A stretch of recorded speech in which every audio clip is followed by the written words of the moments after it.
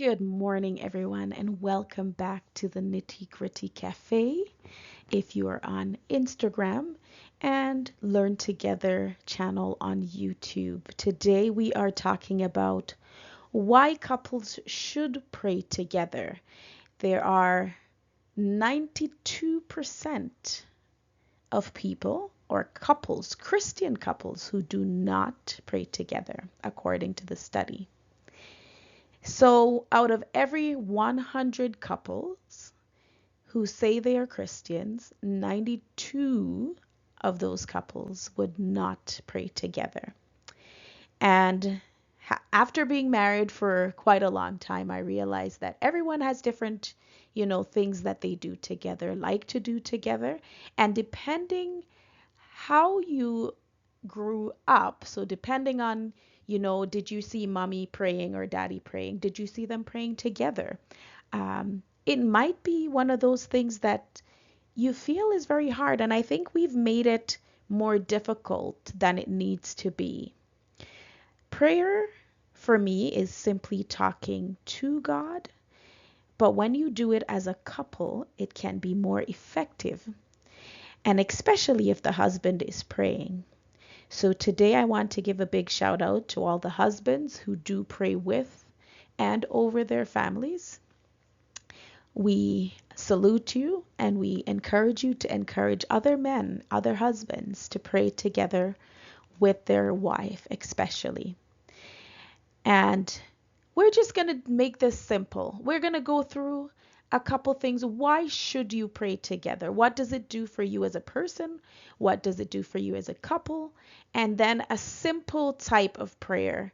And I will say up front, coming from a Caribbean background, sometimes we have made prayer to be too dramatic, if I can use that word. We feel like prayer needs to be long, it needs to be loud. And those are not necessarily things that should be associated with prayer. There is a time and a place for everything. There's a time when you just need to pray in your heart. There's a time when your prayer needs to be short. There's a time when you just need to be crying before God. There's a time for everything. And I want to simplify it today because I want this number, 92%, should not be a number, especially amongst people who say they're Christians, you're following Christ, and you should be doing what Christ told us to do. So let's have a look at what are some of the reasons you should pray together. Number one, prayer unites you spiritually before God. So Matthew 18, verse 19, I'm just looking at verse 19, says, "Again I say to you that if two of you agree on earth about anything that they may ask, it shall be done for them by my Father who is in heaven." And we normally associate this Bible verse to praying together in a prayer meeting or praying together in church. But there are two of you in your marriage. And so if you should agree together that God, this is something that we would like for a marriage, you are coming together and you're uniting. Sometimes you can hold hand physically, but spiritually, you're saying, God, we agree that this is the direction we would like to go. And God, I like to say this is like a sweet smelling aroma before God. When your prayer goes up before God together, He looks back down and He says, yes, my children are doing it the way I want it to be done. And so that's number one. It unites you spiritually before God. United we stand, divided we fall. So I'm encouraging every couple, and especially husbands, because the research also shows that more wives pray and pray out loud than husbands. And so let's try to change these numbers around. I know I'm being a little bit serious today, but I really feel strongly about this. Number two, prayer encourages humility and honesty. One of the problems that couples have, as you see on here, is pride. And it's not just couples, people in general.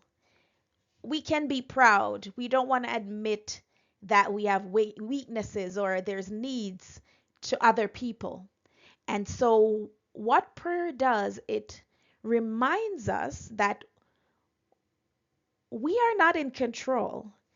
God is. And so you have to go to the one who's in control and say, Daddy, that's what I call God, Abba. Um, I am not doing well in this area. And it reminds me that even though I think sometimes I'm in control, that I'm not. And it also reminds you as a couple to be honest with each other, to be honest with God. One of the things you can do before you start praying is just to have an honest discussion. These are the things that are not working this week in our marriage. These are the things I would like us to work on. We don't want to accuse each other. We want to say these are the things we're noticing and these are the things we would like to change. So prayer encourages humility and honesty. Be honest with each other without trying to be hurtful. There's a difference. All right. And next, I have how to start. I don't want to make this a long thing. Just like I said, prayer doesn't need to be long. How do you start? Number one, keep the prayer time short. It doesn't have to be 20 minutes. It can start out being a minute or two.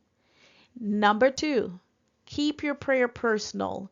Don't just point out, the things your husband isn't doing right and, or your wife isn't doing right and say, God, please change my spouse.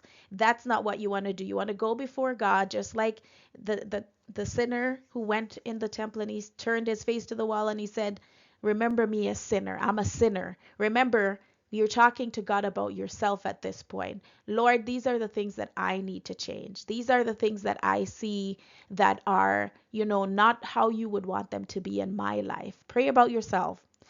Then you pray for your marriage. Number one, start with thanking God for your spouse. Lord, I thank you for the spouse you have blessed me with. May you continue to bless him in his job. May he be a great father. If you're praying for your wife, may she continue to be a great mother. That kind of stuff. Encouraging prayers.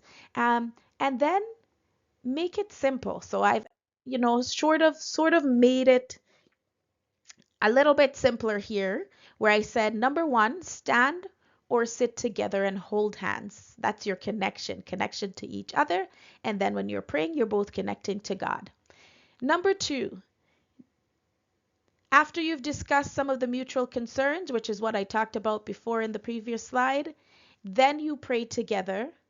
Then you spend some time in silent prayer. So this is the part where we coming from the Caribbean might not be used to doing this, and it might be a little different. But if you're just starting out, if you are in the 92% who don't pray together as a couple, you can start out spending time in silent prayer. So after you've agreed that these are the things that are concerning us, and you agree to pray, and you're holding hands, you start praying silently. So we say in your head.